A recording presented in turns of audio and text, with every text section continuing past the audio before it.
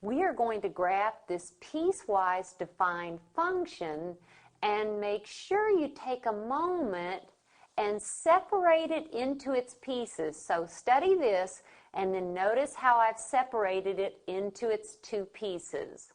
Now, it doesn't matter where you begin. I can begin with this piece. I use this rule if x is greater than 0.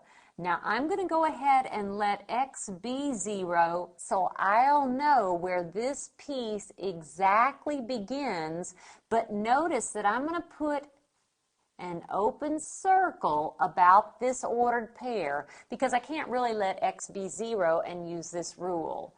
Let's think of numbers bigger than 0. What about 0 for my open circle? I know it's not greater than 0. And then 1 and 2. So if x is 0, I have -3. I'm using this rule. If x is 1, 2 times 1 is 2. 2 minus 3 is -1. And if x is 2, 2 times 2 is 4. 4 minus 3 is 1. And let's just graph this piece.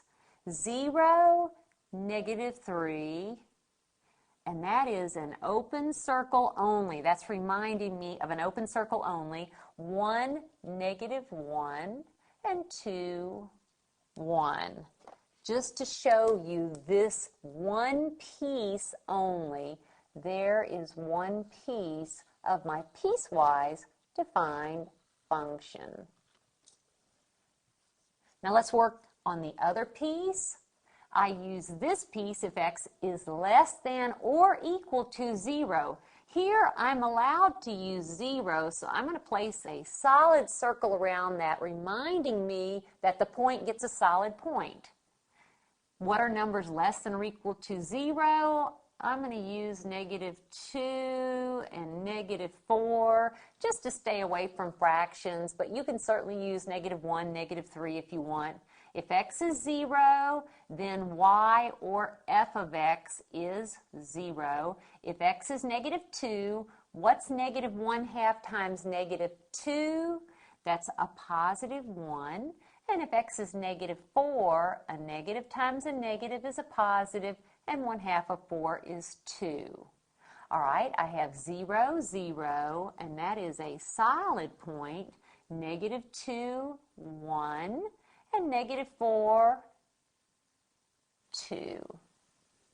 And that's the other piece of this piecewise defined function. Now notice, this does pass the vertical line test. This is a function. And I'm going to erase these pieces so you can see it a little bit better.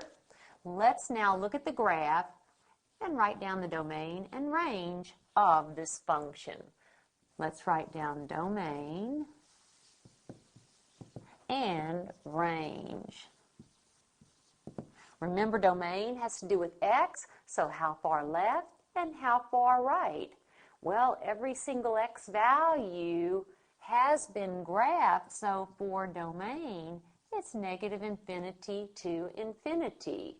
What about range? That's y values, so how far down and how far up?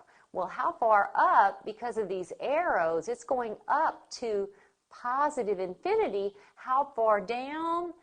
The lowest point, and I don't have a bracket around it, I have a parenthesis around it, that's -3 with a parenthesis to infinity. There is the range of the function.